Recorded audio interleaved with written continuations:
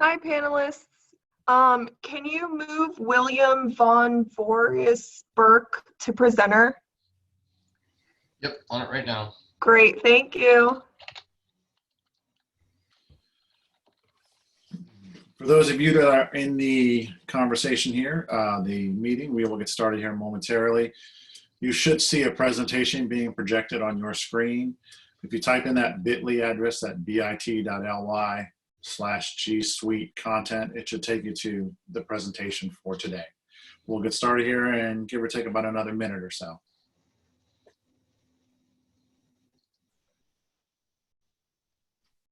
John, can you make that full screen? Yep. Yep. Just be a little easier to see, I think. Perfect.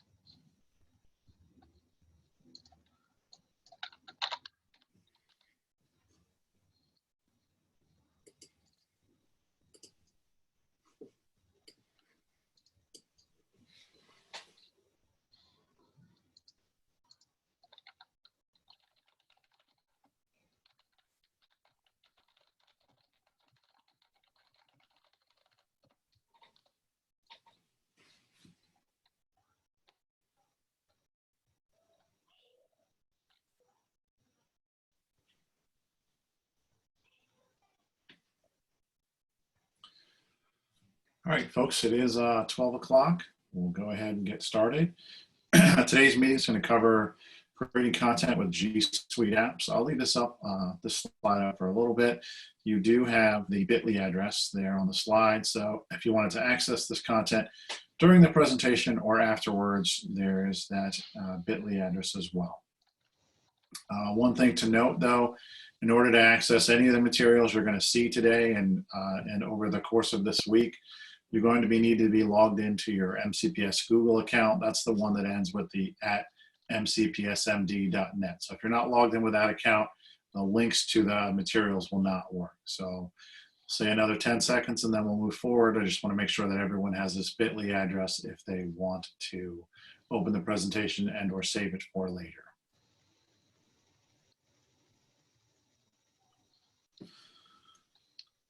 All right, before we get started, I want to show you a couple of things that are going to come up.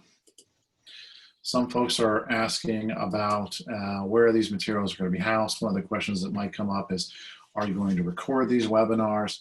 And the answer is to all of that is yes. All of that's going to be housed. If I go over to the MCPS Continuity of Learning website, if I'm right here, all of the stuff regarding PD brochure, where do I get the links, where do I get the recorded links, that's all going to be in this first link where it says System-Wide Professional Development. If I click on that, that shows me what's available. The other link below that, there are other links. One of those links links out to, I will show you, links out to the PD brochure off of that website. So if I look on slides 13, which is our session, you can see there's the link to join, and then there's a coming soon. So just know, off of that MCPS website, all of that will be in this PD brochure after this session. Not immediately after, but shortly after this session. All right, so let's get started with the content for today. On this slide, you'll see a bit.ly link to an attendance URL. Please open that URL, take attendance for yourself. I believe it asks you 3 or 4 questions. Also, if you have the slide presentation open, the purple icon is linked to the attendance as well.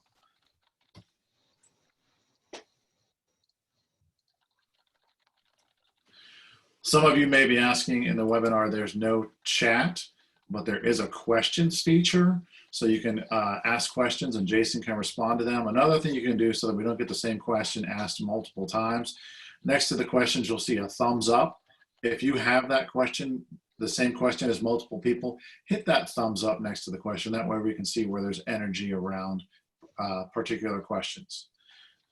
All right, so what are we going to focus on in this webinar? Primarily, we're going to focus on Google Drive and the apps contained within Google Drive as far as how do I create content and then share that content with my students. That's kind of the overall outcome of this session.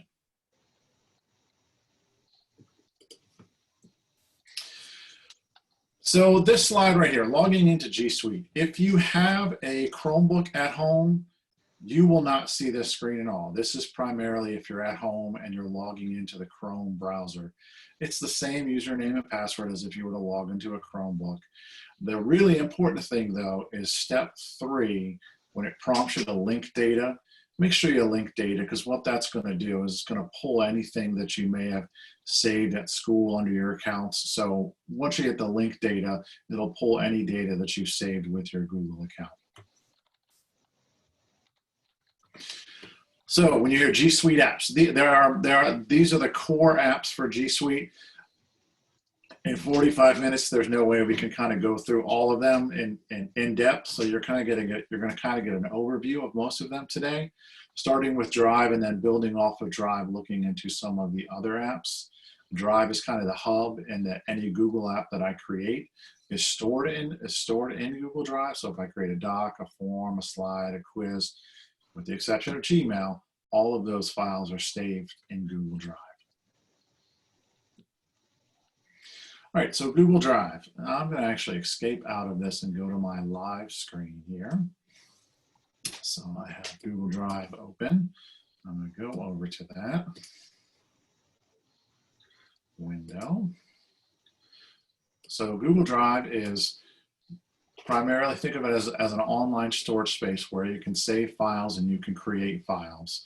As far as how you get to it, if I want a Chromebook, in the bottom left corner, I bring up the menu and select Drive. If I'm logged into the Chrome browser, one of the things I should see here is there's a little apps icon. Let me just open a new tab to show you that. If I go to the apps icon, one of the apps available to me is Drive. You could also just type in drive.google.com and it would get you there as well. So what is Drive? Drive is my online storage. Think of this as it's your My Documents, but it's in the cloud. There is no limit, meaning that unlike at school, if there were a file size limit or I can only put so much information in there, there is no limit here. Google Drive, your space is unlimited. Couple things to point out in Google Drive. In the top left-hand corner, I'm going to kind of circle it with my mouse. You'll see a new button. When I press that new button, that's how I'm going to do things like create a new document, create a new sheet, create a new slide.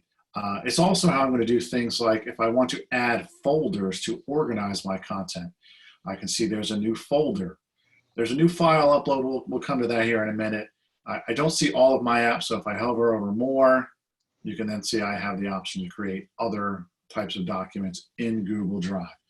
By default, it creates it in the root directory, meaning if you look at mine, I have a series of folders and then I have anything that's not in a folder.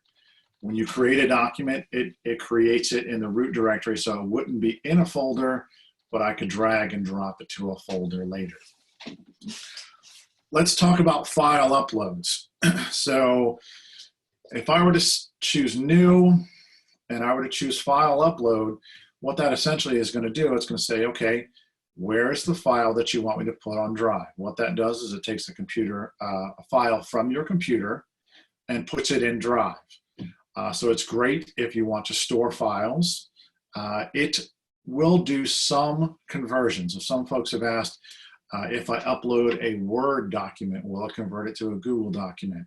If I upload an Excel document, will it convert it to Sheets? And conversely, if I upload a PowerPoint, will it convert it to a Google Slides document? The answer is by default, no. You can have it set that conversion, and I'll show you that here in a minute. One thing to be aware of, though, it's not always a 100% conversion. So some of the formatting going from a Microsoft product to a Google product is not always 100% accurate, but it gets, I would say it gets it 95% of the time. If you want to set that up I'm going to circle the icon up here in the upper right-hand corner. You'll see a little gear icon. I'm going to click that gear. I'm going to choose Settings. And from the Settings menu, there is a Convert Uploaded Files to Google Docs Editor Format. If that option is checked, what that will do, it doesn't work for all types of files, but it will convert Word documents into Google documents. It will convert Excel spreadsheets into Google Sheets. It will convert PowerPoints into Google Slides. Now, if there's a file format that it does not recognize, so let's say I went to school and I wanted to get a bunch of my flip charts. What happens if I upload my flip charts to Google Drive? If you upload your flip charts to Google Drive doesn't have a way to convert those. So it will store them and it will hold them. So I can use Google Drive as a holding place for my flip charts, so that if I need to, I can download them out of Google Drive and open them up on a home computer, knowing that I would need Active Inspire on that computer. A couple other things in Drive. If I'm going down the left-hand side, you'll see an area called Shared with Me. So, and we'll get into sharing a document here in a moment. Some folks say, if I shared a document, where does it go? That's going to be in this Share with Me area over here on the left-hand side. Trash, if you delete any of your files, it goes into trash. It does not get deleted after a certain number of days. If it goes in the trash, it stays in the trash. So if you accidentally delete something, you can go in the trash, find it, and then have it, and then bring it back. However, please note, if you do delete it from the trash, that does delete it permanently. All right, so let's get into creating a new document. I'm going to kind of model that process. In the top left-hand corner, I'm going to click New, and I'm going to choose Google Doc.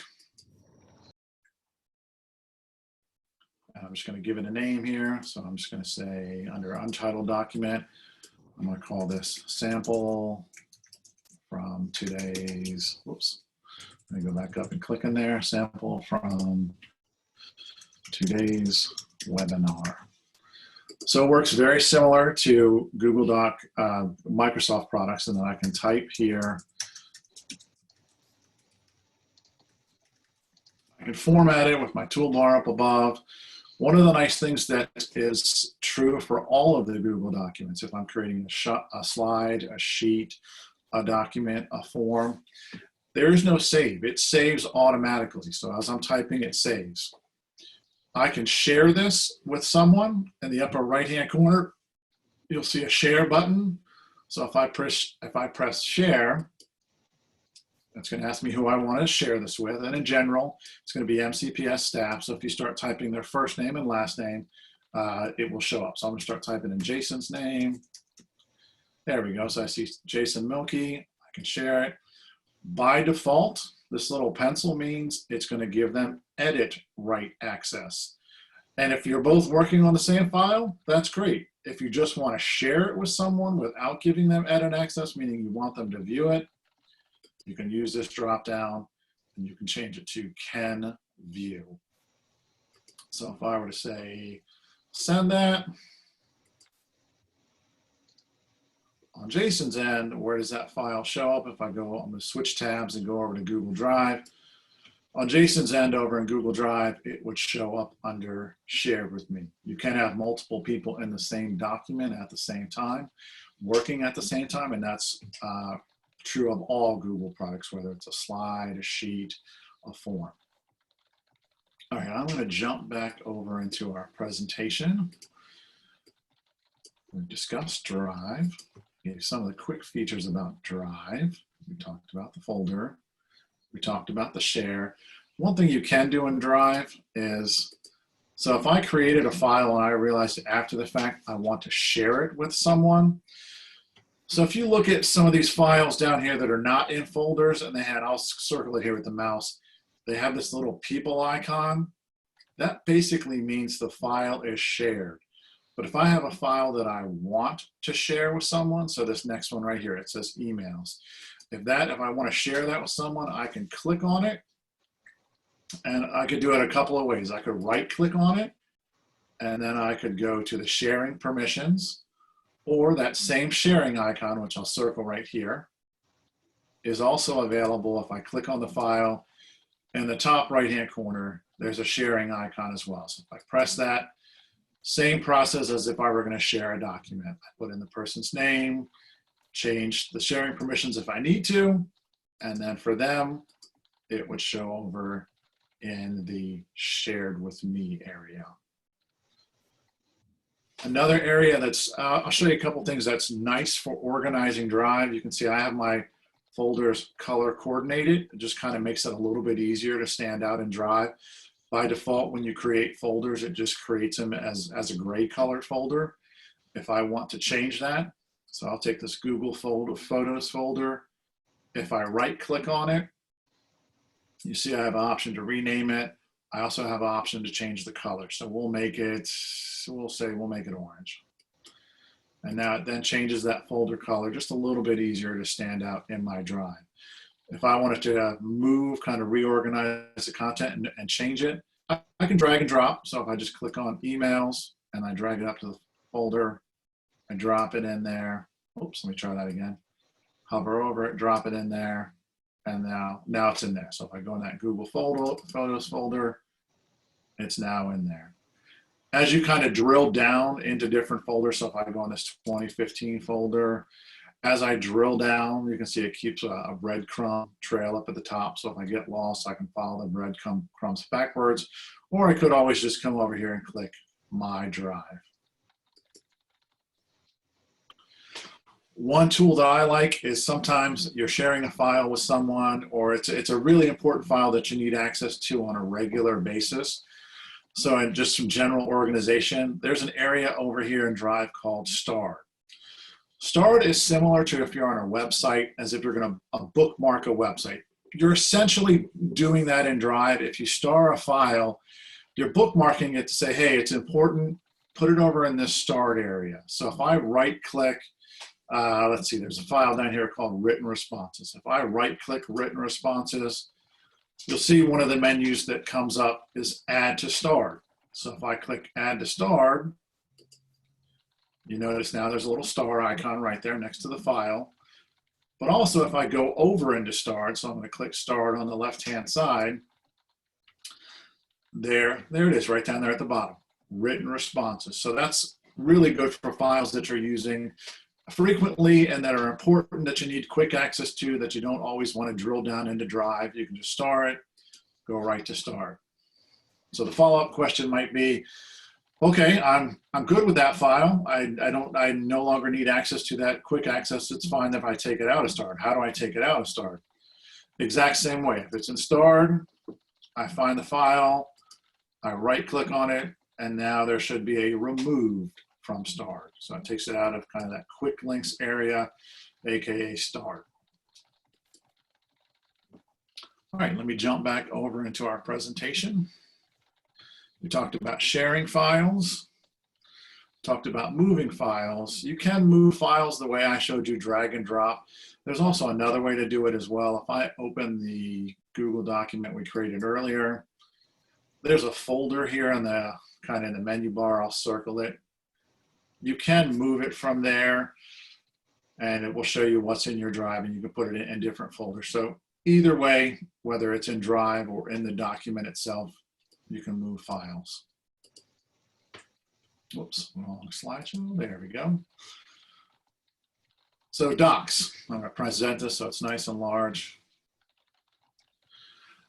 So we've kind of already hit on some of these features. If you do have the presentation open, you'll see there's a link to learn more on that slide, only because we can't cover, there's no way we could cover everything in this short amount of time. But think of Docs as the online version of Microsoft's Word. And many of those bullet points we previously discussed. Slides. So if you saw the PD brochure, and I'll bring that up here, the PD brochure, this document that got emailed to you all, I believe, last week. This is a slides presentation. You can see it very much looks like PowerPoint. It looks like PowerPoint. It functions like PowerPoint. Doesn't have 100% of all the features, but it's the online version of that so that you can create documents and share them online. So let me go back to the presentation here. So just show you some features about slides. So again, you can share them with others. They update and save automatically, like all of the Google documents. They're stored in Google Drive. And there is a link there to actually learn more and get more in depth. Forms. This is where I think teachers, this is like you say, if teachers made online quizzes, how do they do that? So I'm going to go into forms, spend a little bit of time in forms. So I'm going to escape out of this. If I go to my drive and to create a new file, I'm going to click the new button. And if I go to more, so I don't see forms, so I go to more and I choose forms. Forms is very template driven. I have to give my, so we'll say this is a sample quiz. My first question is going to be, what day is today? And I don't want it to be a date question, so I can change the question type here. So I have multiple question types. I'm going to change it, say multiple choice, and give a couple of options. Monday, Tuesday, oops, let me spell that right. And then Wednesday. I can choose whether or not I want the question to be required. There's also a duplicate question, so if I had multiple choice type questions, I could do that as well. So probably the biggest thing folks ask is, how do I then take this form and how do I share it with kids? Forms are a little different. You don't have to share forms like you do with Google Documents. There's a little eyeball up here. If I hover over that eyeball icon, it says preview. When I click on that preview link, it opens up a new tab and it gives me an address. So the address that I'm highlighting now, that's what I would share. I'd say, here's the form, complete that form. I would share the web address up at the top. But of course, so I close out of that. I want to complete the form first, go through add any of my questions. There is a way to turn a form into a self-grading assessment. Self-grading meaning that it has to be questions that can be self-grading. For an example, an essay question would not be self-grading, but a multiple choice would be. I'll show you where that's at, but I won't be able to walk through the process because we have some other content to get through. But where that is at is, if I go to settings, which is this little gear, and I click on that gear, if I go through, there is a tab right here called quizzes. I essentially would toggle on make a quiz, and I have to follow through some of the prompts, but that would make it a self-grading quiz.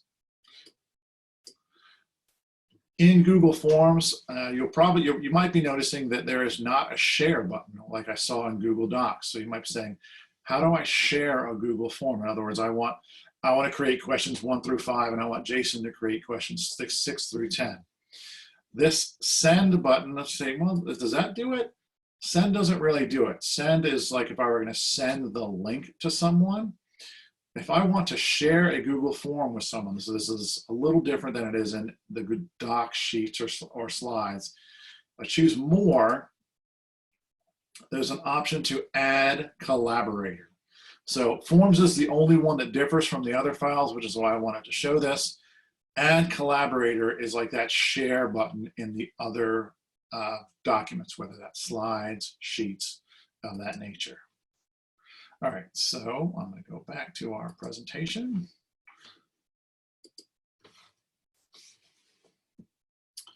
Sheets, very similar to Excel, but it's the online version.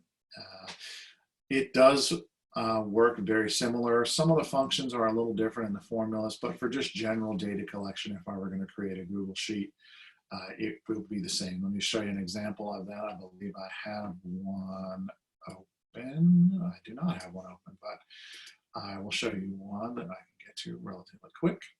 So here's a Google Sheet. So you're saying, what does it look like? Very much looks like Excel. I'll show my information so I don't show everybody else's. There we go.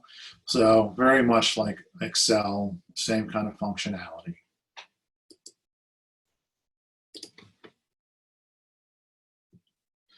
Gmail, this is really, really important. Gmail is, we say it's a walled garden, and that's for some kids. A walled garden meaning that not everybody can communicate with our kids via Gmail. Conversely, our kids cannot communicate with everyone else in the outside world. So if I look at the third bullet, elementary and middle school students, they have Gmail.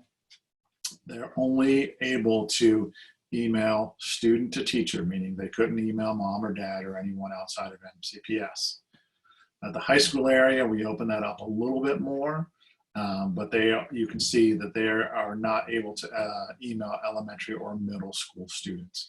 So it's very much a walled garden in that we don't let them just communicate with their Gmail accounts like you can if you have a personal Gmail account. So recommended practice. This talks about if I am creating documents, how do I want to share them? We kind of talked about those sharing permissions. These are kind of some of the takeaways. You say, oh, what could I do after today's webinar, or what would I want to explore? I would say those takeaways would be, let's create a document, try sharing it with your teammates, or creating a form and sharing it with your teammates. We are running a little ahead of schedule, I believe. So I am just going to take a minute here and look at the questions. All right, so I'm going to look for the highest rated question here. I see that you all have been using the thumbs up and the thumbs up, the attendance sheet. So I'm going to go back to slide number 1. So slide number 1 right now is being projected. If you open up the presentation, slide 2, so and then the presentation URL is on the slide. Slide 2 does have the attendance, and that's just bit.ly/COL attendance. You don't need the HTTP or anything in regards to that in front of it. So I'll leave that up because I'm looking at the most upvoted questions, and most of those are the actual where's the attendance. The link to the presentation is on slide 1. That's bit.ly G Suite content.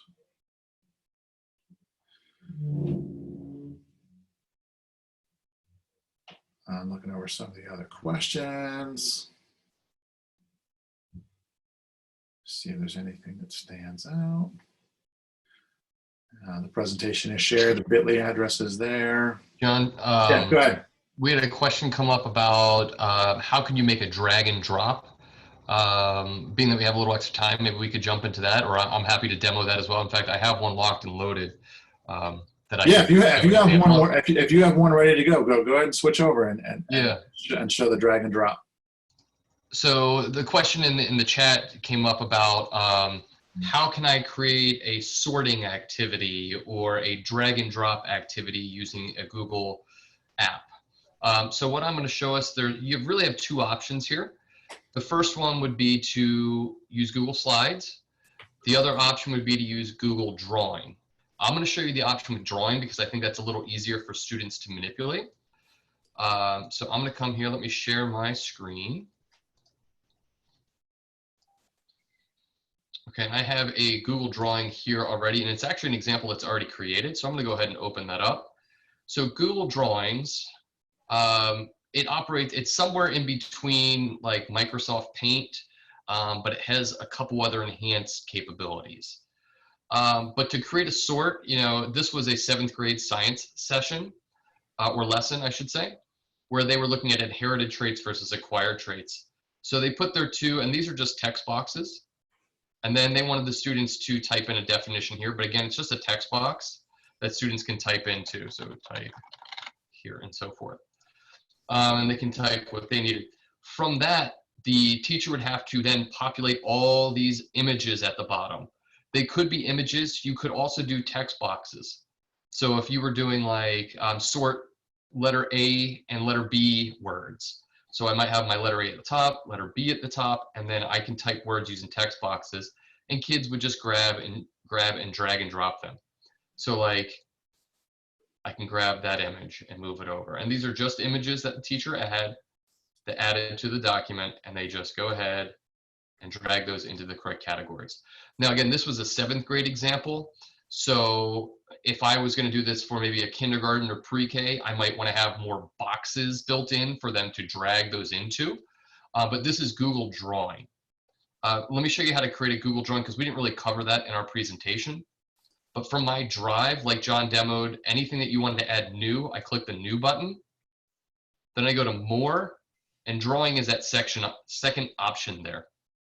When I click on that, I get a blank canvas here, and this is where I can go and build that format.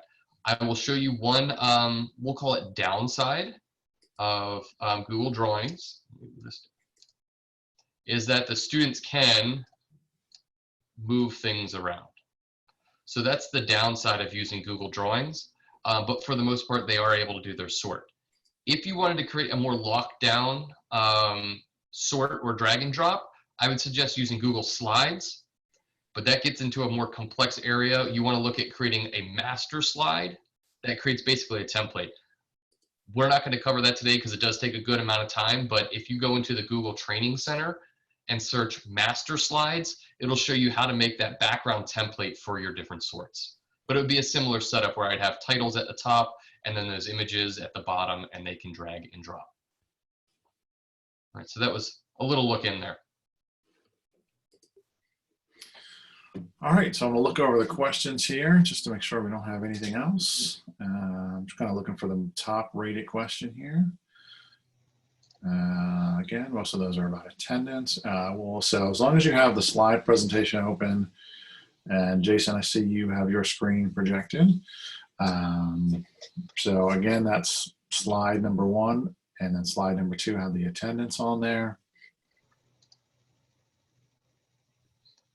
I see a quick question in the chat about, can you do that, make a copy of Google Drawings like you can with Docs? Yes, you can. You can even make an assignment in Google Classroom that doesn't make a copy for each student. So yes, it has the same functionality as far as copying goes. Jason, can you switch back over to me? Oh, actually, I'm gonna, can you stop sharing and then I'm gonna share my screen? Yep. Okay, so I'm just gonna share that functionality. If I'm here in Drive, and this may be the case of where I've created a document and I wanna make another copy, I can click on the file, and this works regardless of type of Google Drive. I can right click on it, and then there is a make a copy. So maybe you have one that you have created, and the procedure would be, I want to share it with my teammate, but my teammate wants to edit and make changes of his or her own. So if I choose the make a copy option, that I retain my copy, but then I could share the make a copy with my teammate. That way he or she could edit that document without editing the one that I had originally created. And let me jump back over to the presentation because there are a few other things here. We'll come back to questions here in a minute. Let's go to right here. So we acknowledge that in 45 minutes, it's really, really hard to show you in depth how to use every single Google app. So we primarily focused on Drive and discussed a few features of the Google apps. If you want to do some more in-depth training on your own kind of self-paced learning on this slide that's being shown right here, there is a link to the Training Center which gives you training on all of the Google apps that you saw today, as well as there's an icon there for Google Classroom. While we didn't cover that, that is there as well. So some kind of self-paced training to kind of dive in deeper based upon today's session. Some other supports and resources just in general regarding all of distance learning that you'll see across your sessions this week. The PD brochure, that was the one that was done in Google Slides. This is where you're going to find the recorded webinars, not right after, but later on today. You can also see what is being offered and the links to how to get to those. So one thing to really think about, and you can see we're kind of modeling that in our session, technology tools for accommodation. So some of you probably see there's a signer in this session. Things like that you want to be aware of when you're communicating with your student population. You may have students who require captions, who may have some visual considerations. So there's a document here that kind of talks about how do I consider some of those tools for accommodations with the students who have those needs. So definitely be thinking about that as you're creating your materials for distance learning. While this course did not cover MyMCPS Classroom, some of you may be attending a MyMCPS Classroom training later on today, maybe tomorrow. You're going to see this linked in several classes, webinar classes, so that you can access some self-paced learning in addition to what you're seeing in a live environment. If you wanted to do any self-paced on your own for learning MyMCPS Classroom, these are salary day courses, and you might be saying, I already have all my salary day hours. Can I still take these courses? Yes, if you already have all your salary day hours, you can still take these courses. And or if you need salary day hours, you can take these MyMCPS Classroom courses. The evaluation, if you have the presentation open, the evaluation is basically if you click on the purple link, or sorry, the purple icon, it will take you out to today's evaluation. The link is also, and I'll kind of circle it, it's in the slide notes as well. So either the purple icon and then the link will take you to the evaluation. And as we're about to, well, we're still ahead of schedule. So let me see if we have anything in there. And or Jason, if you see anything, feel free to hop in. Yeah, I have just a couple popped up. If you, again, John mentioned this was a fairly quick overview of using Google Apps for Education. So if you need to revisit anything, this session is being recorded. The presentation will also be linked in the Continuity of Learning brochure. So that professional development brochure that is linked on slide 20 that John is now showing. That brochure, it should be your one-stop shop for all things as far as finding professional development sessions, as well as grabbing those presentations later and the recordings later. And all the links to those different resources like the Google Training Center, that's linked in this brochure as well. So this brochure, if you can grab that, bookmark it, so that way you can come back to it easily. Yep, and this class in particular, right now it's on slide 13. If no changes get made to it, it will continue to be slide 13. But you can see over here, there is a coming soon. So when we have those links of the recorded sessions, those will be over in this coming soon column later today.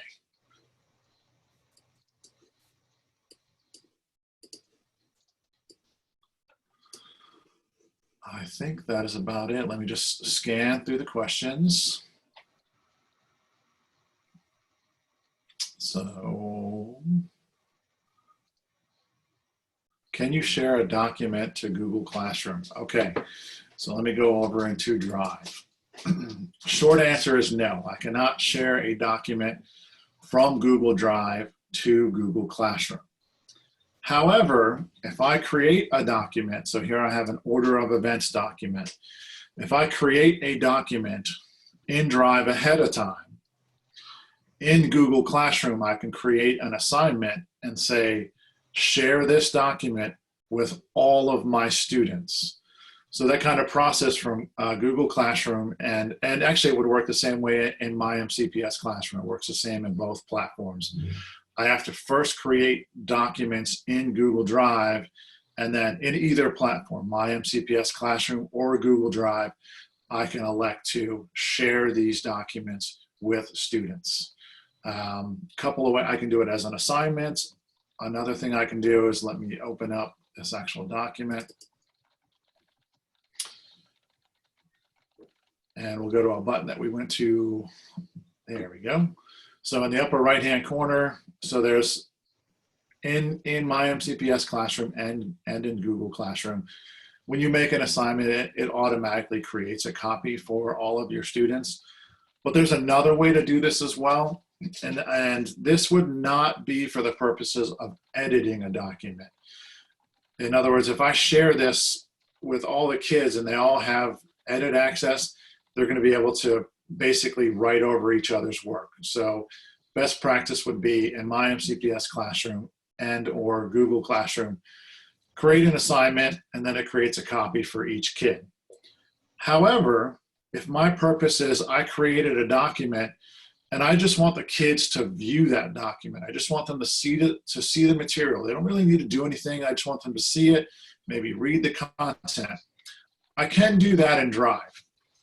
Up in the shared area, this is where I kind of model where I shared a document with Jason. So I'm going to circle that with the mouse. If I click share, I'm going to actually turn this off for a minute. There's an option here that says get a shareable link. If I click get a shareable link, it gives me a link that says anyone at MCPS can view this link. So I could copy this link and then I could paste it in Google Classroom. I could paste it in my MCPS Classroom. The shareable links by default make your documents view only, meaning if I were to paste that shareable link into my MCPS Classroom or Google Classroom, kids would be able to see them and view them. They wouldn't be able to edit them. Like I said, if the option is to edit them, you want to do that as an assignment because it will create a copy for everyone. All right, let me look over the questions here real quick. Okay, so there's a question here. It says, will we be able to push out assignments on Google Classroom that MCPS is posting in my MCPS Classroom? So there is a document that was sent out to your principals last night, and you all may have received it as well. It kind of compares the different platforms between Google Classroom and my MCPS Classroom. My MCPS Classroom has the ability that if there's a centrally created course, so I'm just going to pick a random course. If they centrally create a Math 5 course, they can push that content down into all Math 5 courses. That only exists in my MCPS Classroom. To have that exist in Google Classroom, the curriculum office would have to share a folder of Google materials, and then the teacher would have to make copies of those materials and then post them in his or her Google Classroom. So the ability to push content down centrally only works in the My MCPS Classroom platform. And John, I see there's a few other questions about pushing documents out. So the most efficient way to share documents or forms or whatever you need, learning materials with students, is to use something like Google Classroom or My MCPS Classroom. We can create, so this training really focused on creating and getting familiar with the Google apps. But if you're looking for, now that I have created these docs or these slides, how do I share them with students? You'd really want to look at one of our Google Classroom or My MCPS Classroom courses, because that shows you the efficient way to distribute these materials you're creating, or maybe that you've grabbed from central office, how to distribute those to students. All right, so I got a question here. The eval keeps going to the attendance. Let's see, if you click on the purple icon in slide 25, and I click on the link that comes up, hopefully, yeah, that takes me to the evaluation. So just to make sure we have this right, I'll adjust the link in the slide notes in case it was wrong, but I believe it's correct. So either in the slide notes or by clicking this purple icon, it will take you to the evaluation. So the question, I have a question about the read-write extension. So someone noticed up in the top of the document, there's an RW icon. So the question is, will the read-write icon on top of the docs, will that automatically show for student Chromebooks? So this initially was only available for kids who had IEPs or 504. I believe, I'd have to check on that. And Jason, if you know more, please chime in. The read-write icon, I believe, is now available for all kids. They may have to install it, but once they do, if I click this little drop down, I will get the read-write toolbar tool. So I believe that has been centrally purchased for all kids. I've been asked to share the presentation, so I'm just going to share my screen here so you can see the presentation URL.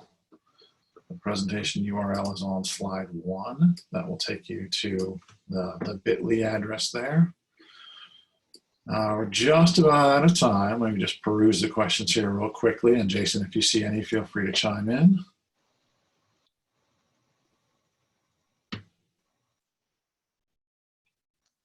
I think that's about it. I'm going to leave this presentation up for a little bit just so anybody who needs to get that bit.ly address to the presentation. We just had one come in. Will the read and write, that's the read and write toolbar extension, will work on all Google Suite? Yes, it works on all Google Suite apps, with the exception of Google Forms. So it works with Sheets, Slides, Documents. It has different functionality in each of those, but it does work in those. With the exception of Forms, it does not work in Forms. And it has some limited functionality with PDFs. There is a self-paced course in the that brochure, the PD brochure. There is a self-paced course that talks more about read and write. So if you are interested in read and write or want to learn more about it, there is a self-paced course available. All right, let me just look through.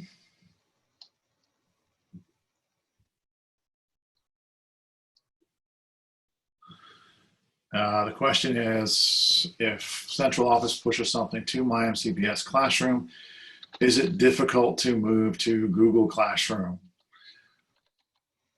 I'm not going to say it's difficult. It's essentially they're having shared documents. You'd have to find where those shared documents are, essentially make a copy for yourself and then push them out in Google Classroom.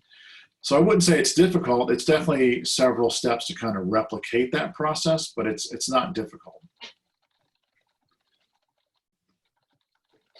Someone asked, where's the live schedule for Google Classroom classes? So generally, any of these live type webinars like you are in now, if I switch back over to that professional development brochure, those are all going to be, as you see, this is the slide for today's presentation. The link is right there. They're all going to be in, and I'll scroll up to the top. So if you maybe see the first slide, say, oh, that looks familiar, or I saw that on the Continuity of Learning website. So yes, that's on the website. It'll be in the brochure, and the brochure is also where we will put the recordings later today. And with that said, we're just about 12:45. Let me just look through one last time. And I think we're good. So I'm going to stop sharing my screen. And Jason, unless you see anything else, feel free to end the webinar. All right. That's it. I don't see anything else for now. Please join us if you have more specific questions. Check out the just-in-time sessions that are throughout the week. Those are your drop-in sessions where you can ask questions about Google, Google Classroom, and so forth. So if you have more specific questions, use one of those sessions as a way to get in there. All right, we're going to end this because we do need to transition to our next presentation. Thank you all for joining us. And don't be afraid, take some risks, try some new things. It's a new way of teaching, but we can do it together. Thank you, everyone.